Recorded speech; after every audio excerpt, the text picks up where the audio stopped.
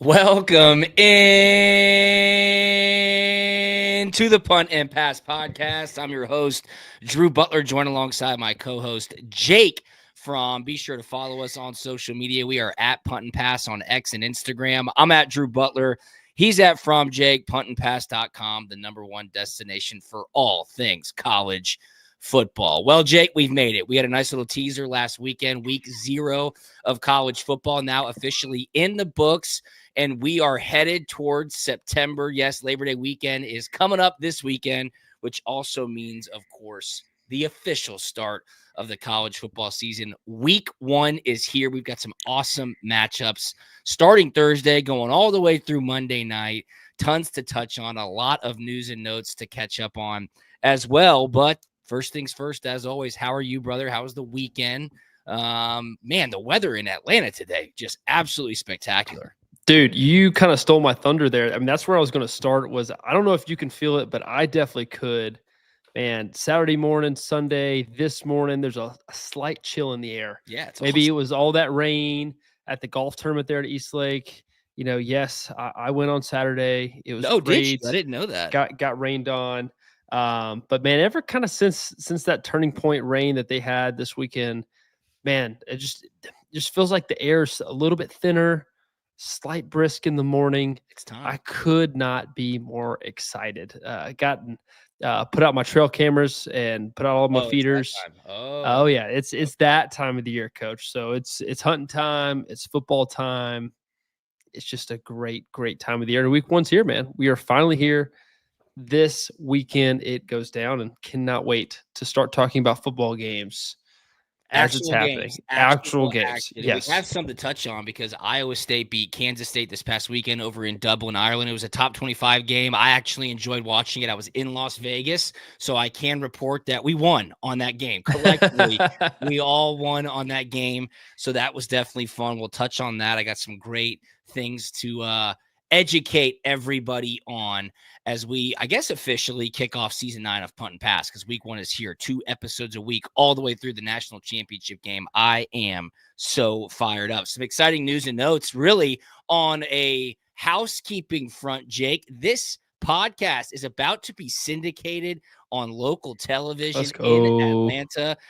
We've reached a partnership with Atlanta News First, so Punt and Pass will be on TV all season long. I'm really fired up about that. That's been a while to get to this point. I'm stoked to be there, and then you and I will be doing a pre- and post-game show on Atlanta News First every Saturday that Georgia plays. So check us out there as well. We've got some awesome new sponsors for the 9th season of Punt and Pass. I'm so thrilled once again to have our great friends over at Solomon Brothers Jewelers back as a presenting sponsor of every Monday episode all throughout the season. You know Solomon Brothers Jewelers by now. They are by far and away the best jewelry store and jewelry store experience in the city of Atlanta. You know where to find them. 3 amazing locations. One is in Alpharetta, just past the Avalon.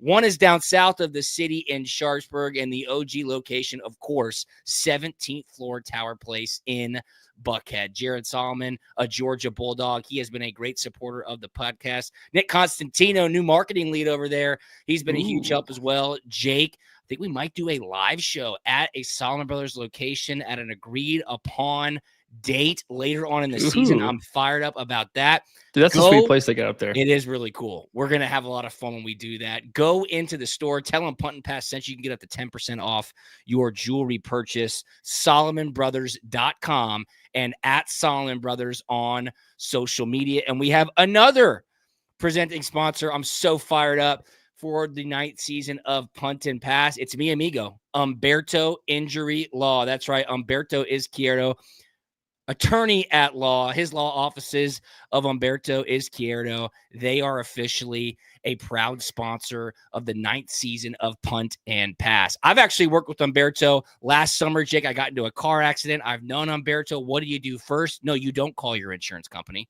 Now, I know you're an insurance guy. That is not what you do. You call me amigo Umberto. He will help you out. 770-888-8901.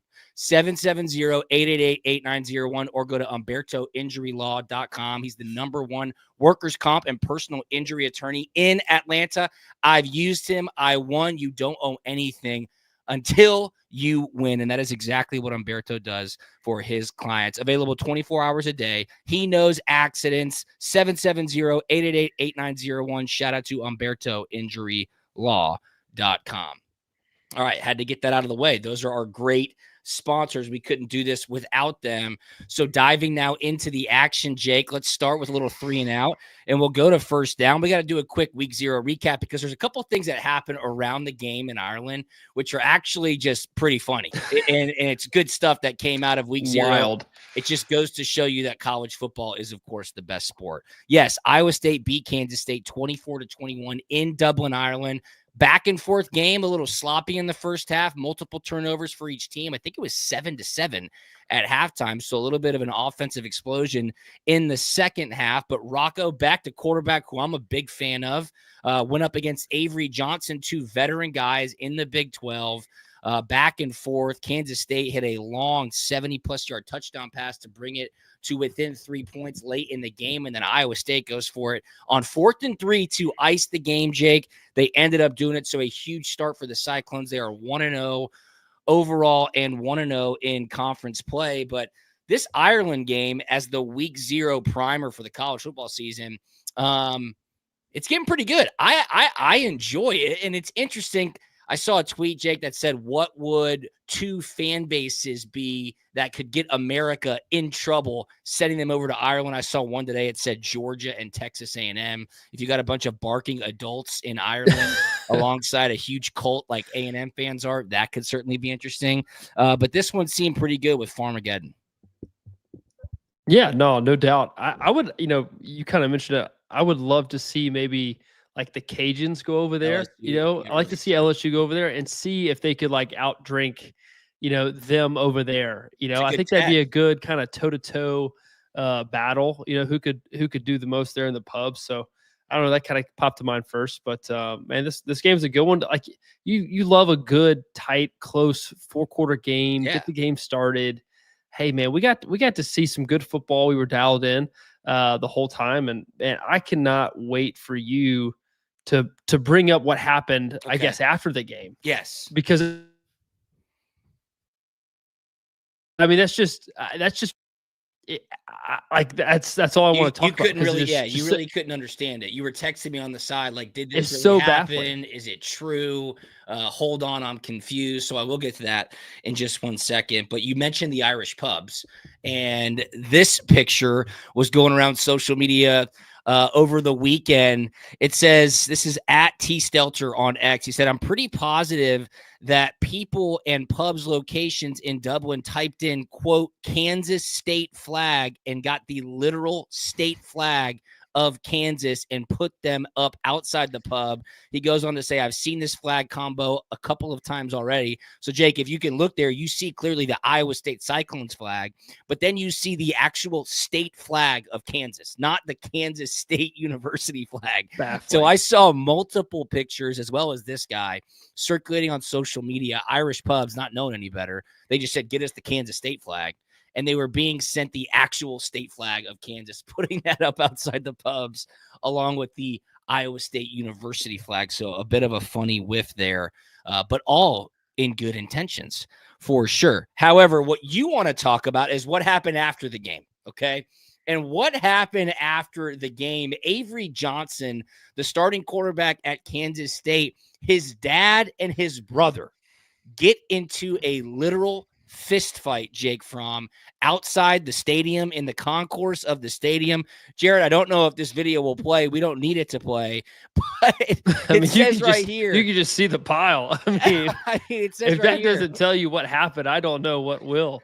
After yesterday's 24-21 loss to Iowa State in Ireland, Avery Johnson's dad and brother got into a fight with each other. They both have apologized in a joint statement earlier this morning. They go on to say, please accept our deepest apologies. They're sorry to have embarrassed Kansas State University alumni and fans.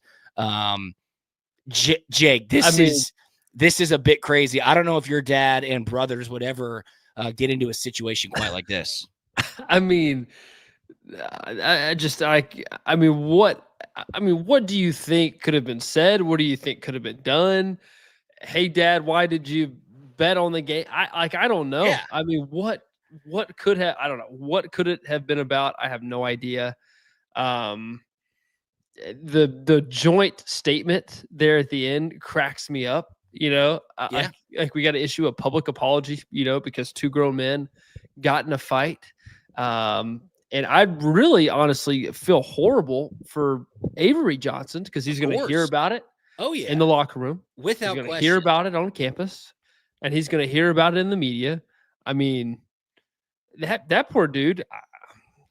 It's unbelievable. It really is unbelievable. It leaves you speechless. What on earth could have been said? Were the dad and the brother chirping each other the entire game? Were they upset with how Avery played? Did the dad or the brother tell Avery to do something that he didn't do in the game? I mean, I have no idea. It seems like the anger should have been directed elsewhere rather than at one another when you are father and son cheering on your son and brother, the starting quarterback for a college football team. So I have no idea. It is crazy. I did corroborate it. I mean, I've gone around a lot of places to confirm that was in fact the dad and brother, Jake, and that was in fact a real fight that happened. So this will definitely follow Avery Johnson around. No doubt about it. It will follow him around the rest of the season. The dad and the brother, if they do go to the next game, you better believe the TV cameras will find them immediately and put them up on the television screen as soon as kickoff begins. So,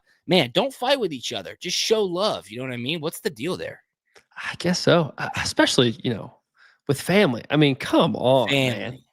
Family. I know. Family here. Come on. Iowa State 1-0, Kansas State 0-1. The Johnson family 0-3. 2 losses and then 1 loss on the football field. All right, other action from around week 0. Hawaii came back and beat Stanford 23-20. I don't know if you saw this. Again, I was in Vegas. I was watching a lot of football.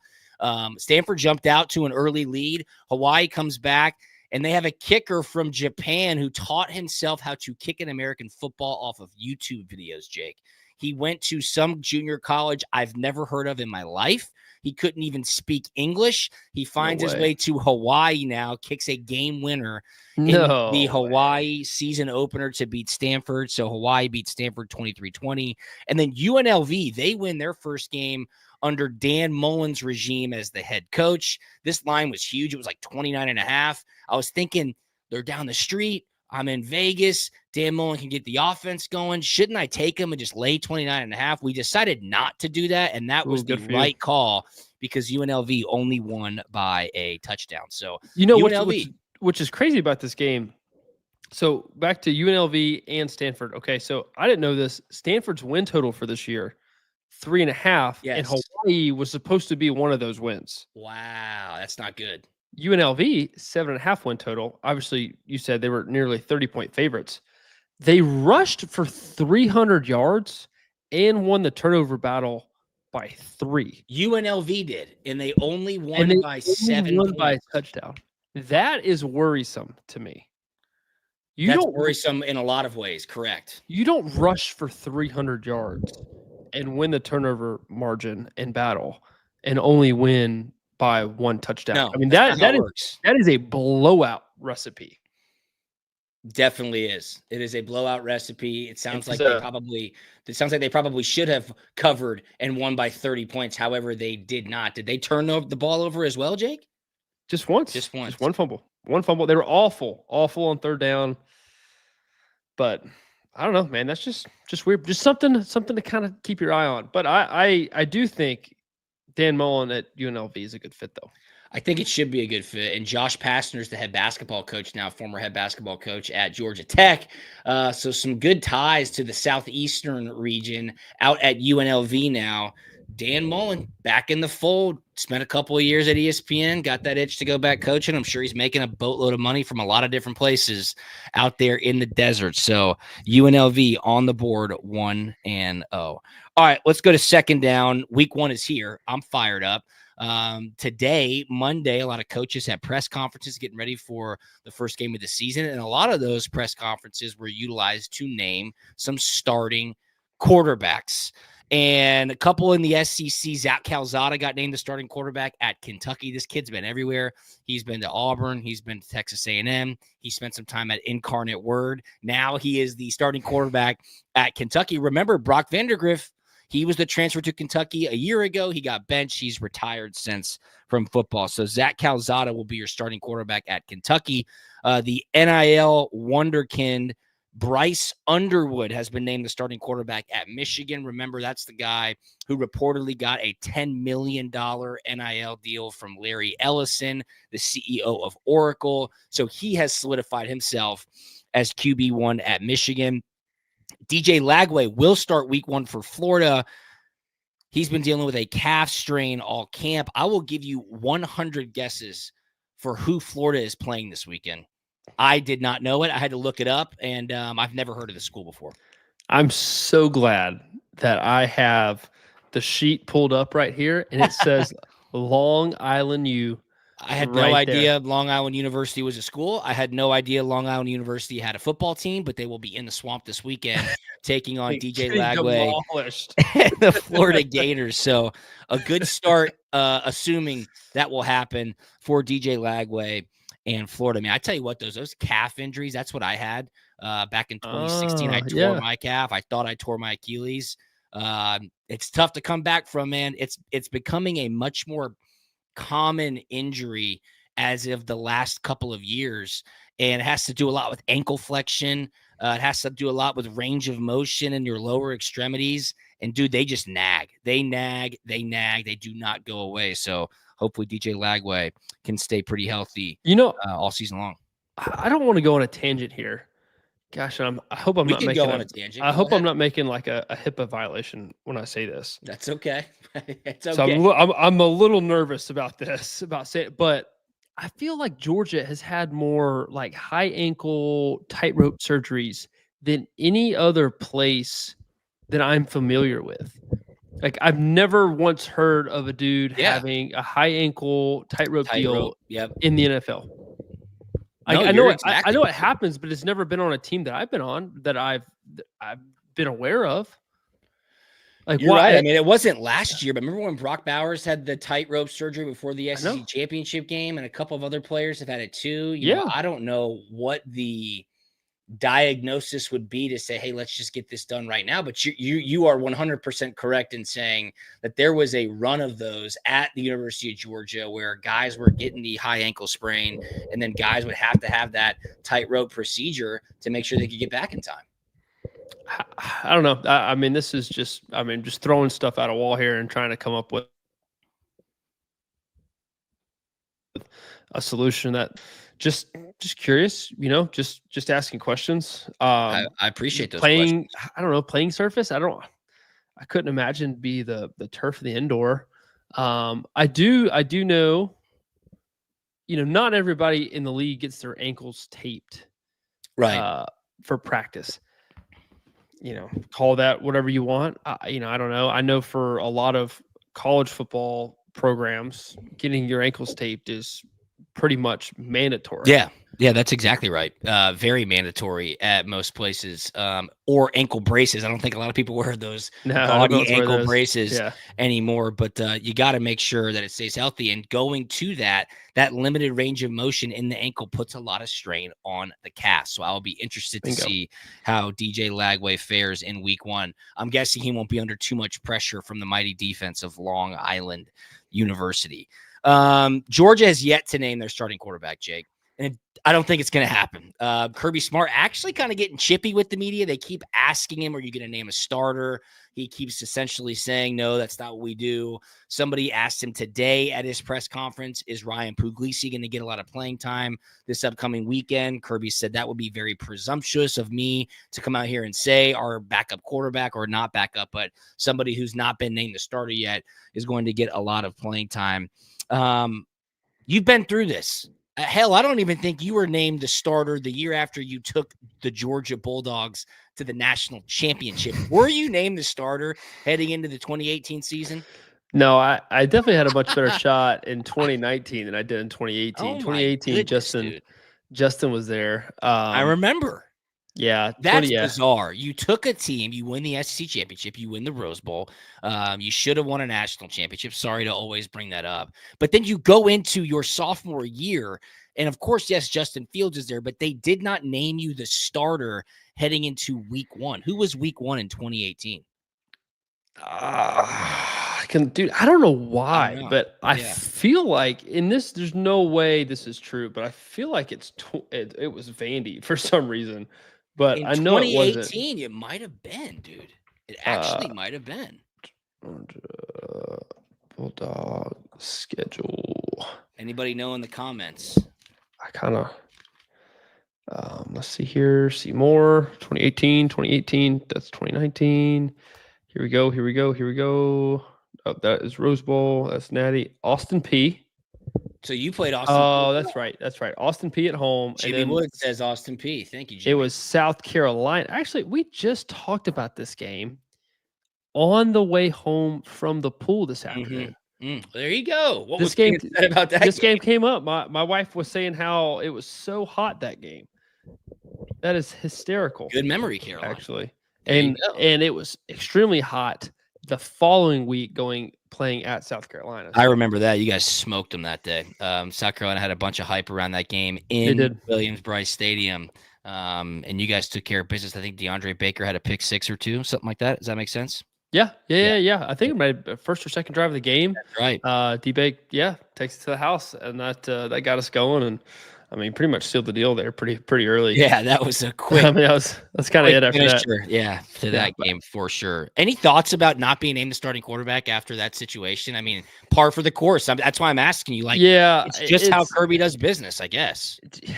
Man, this is it's kind of like it doesn't matter if like everybody in the building like knows who the guy is. You know, like, hey, if you're the guy, it's kind of like if you're the guy, you don't have to say you're the guy, 100%. Right? If 100%. You know, if it's kind of one of those things, if everybody knows, it's no big deal. But and it's not a disrespect thing, or it's just, hey, this is the way I've done it in the past. You know, this is the way we're going to continue to do it. Yep. And it's still going to play the competitive edge part of it. You know, obviously probably doesn't matter a whole lot in this game, but the competitive edge of not naming a starter, now they have to, you know, prepare for each quarterback gunner a little bit more with his legs, and you know, and so you just have to take all that in together and say, hey, that's why they're not. But still, I mean, Gunner's the starter. Yeah.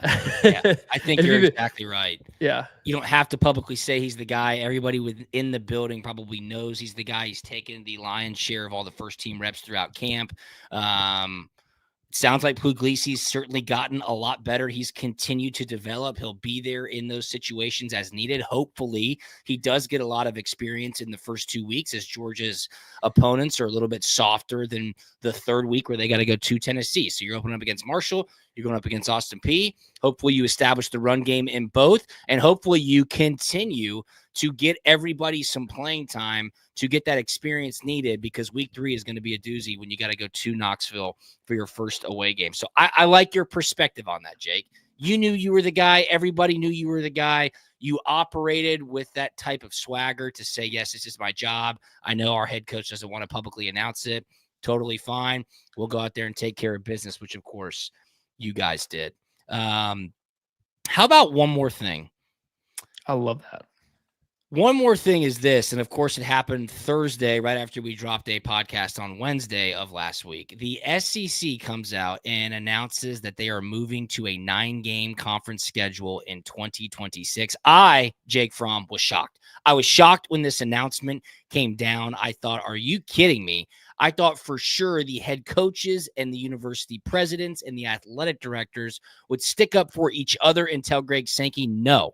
We do not want the 9th conference game. We do not need to make our jobs any harder throughout the season. We do not have to continue beating up on one another all throughout the season to make it to a college football playoff. But lo and behold, it was announced last Thursday that the SEC is moving to a 9-game conference schedule in 2026.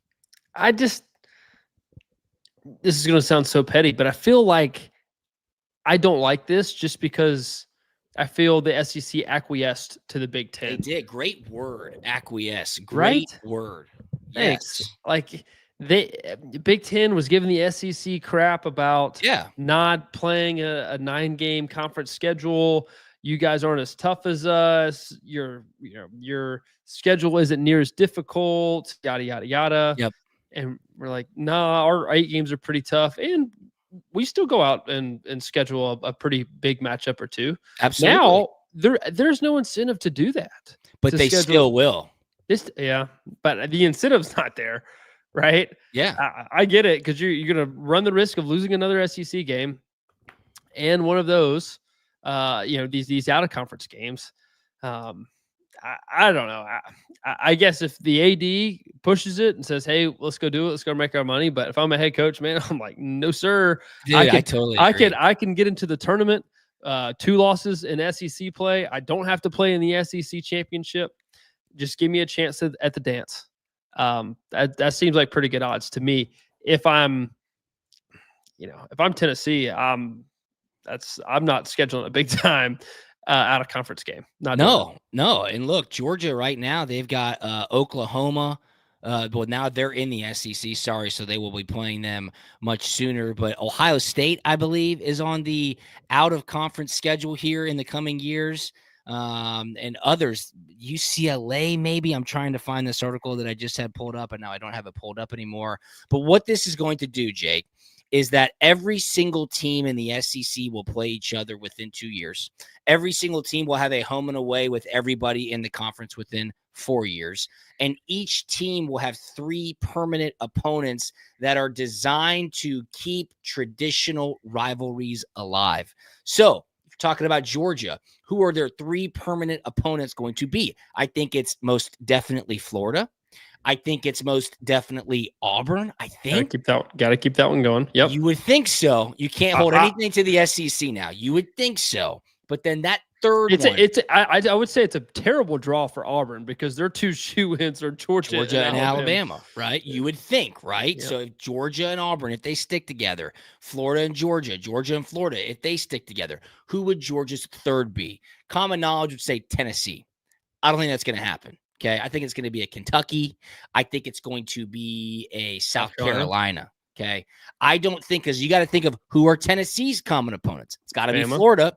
It's got to be Alabama. So you're not going to give them Florida, Alabama, Georgia, right? Tennessee will have Vanderbilt. Tennessee will have Kentucky if it's not Georgia getting Kentucky. You got to go around the 16 teams and say, how on earth are we going to match the 3 permanent opponents for each school to appease the fan bases, to keep those traditions alive?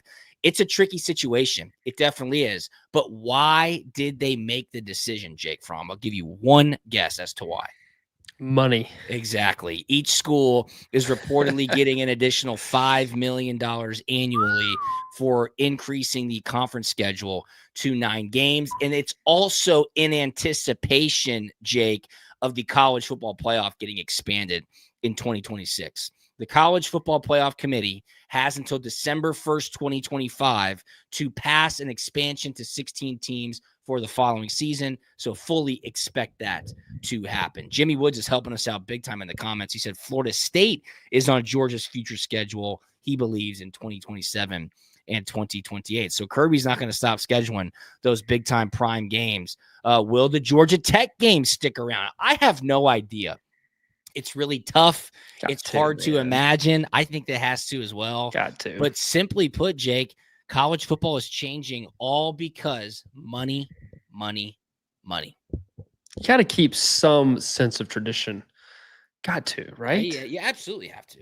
You absolutely. That's what makes it college football. Speaking of money, if you want to save money and get something very, very pretty and special for your significant other, you got to head on over to Solomon Brothers Jewelers. That's right. This episode of Punt and Pass presented to you by our awesome partners over at Solomon Brothers Jewelers. Check them out online at solomonbrothers.com. They are at Solomon Brothers on social media as well. I was just in a Solomon Brothers location. I was at the Alpharetta location about 2 weeks ago. A piece of our jewelry needed a repair. They fixed it up in no time. It looks better than new. While I was in there, I got a cocktail. I looked at their pre-owned Rolex selection. Yes, I'm looking out for myself. I want to know what Daddy might be able to get later on in the holiday season. Solomon Brothers Jewelers, for all your diamond and jewelry needs, there is no better place to go.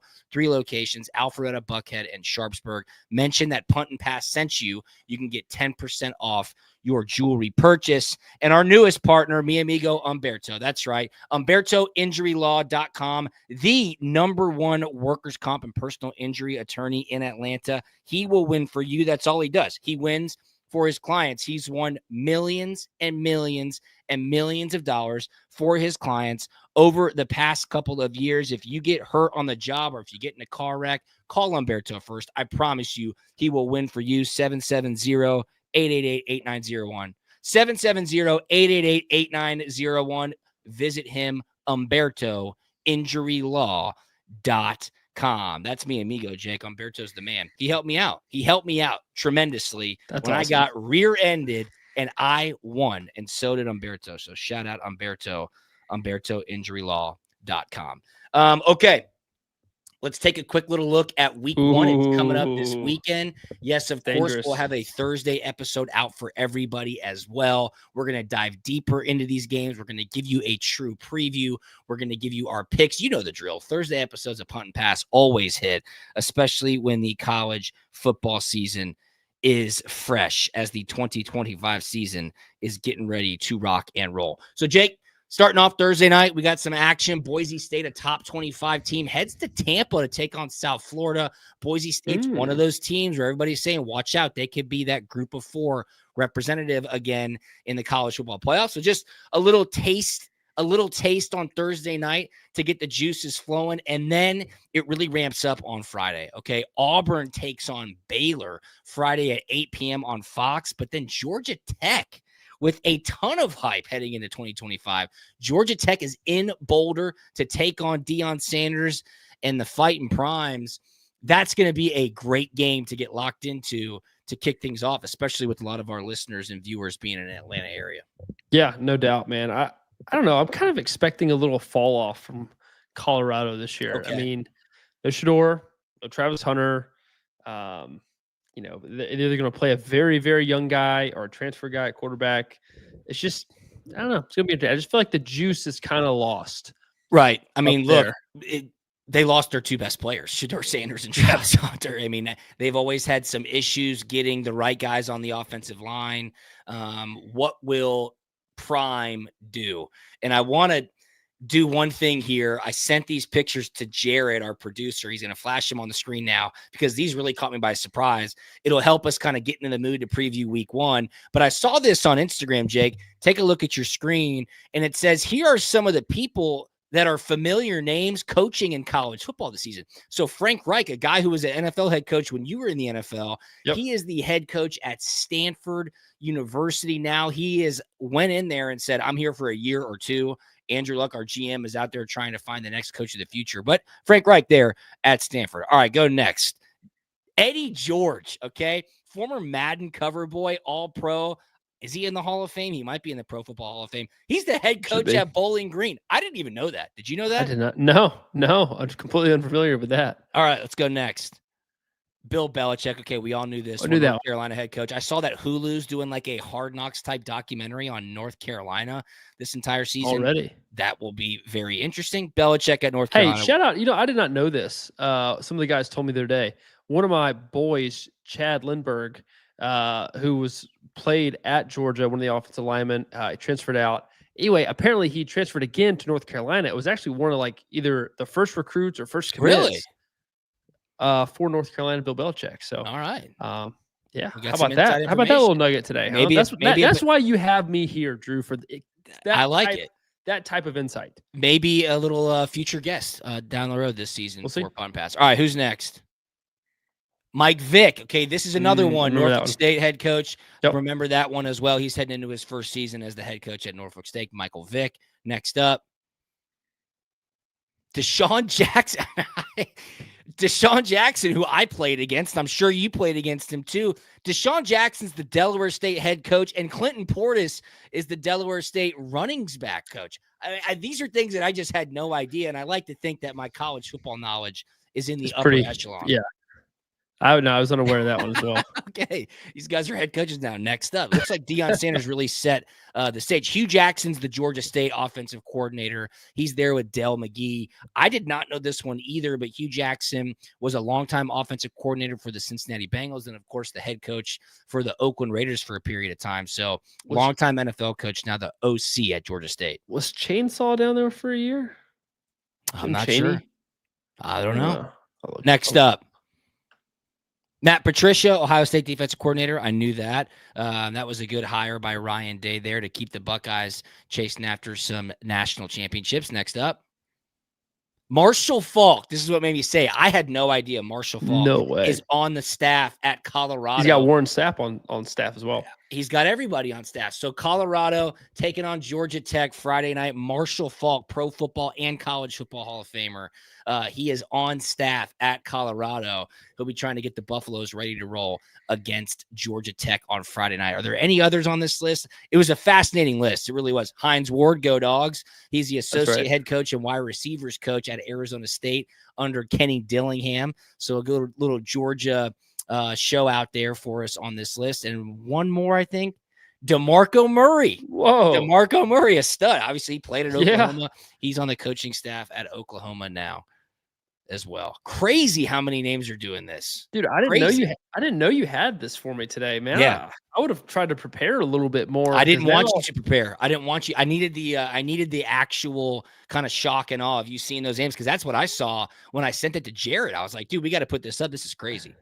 Now all of our listeners are going to be like, man, Jake has no idea what's going on. Neither did I. I mean, Clinton Portis and Deshaun Jackson as a running back coach and a head coach at Alcorn State or Delaware State, wherever the hell that was. That's too funny. So Friday night, good action there. Auburn at Baylor, Georgia Tech at Colorado. Saturday, of course, things kick off with the 1 versus 3 matchup in Columbus. Number 1 Texas in Columbus, Ohio against number 3 Ohio State. This game is at noon on Fox. And I don't know if you saw, but this evening, YouTube and Fox are in a carriage dispute.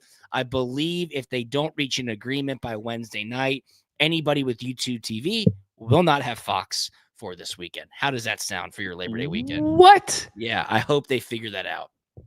No. You got the NFL coming up. You got college football coming up. All of us move over to YouTube TV.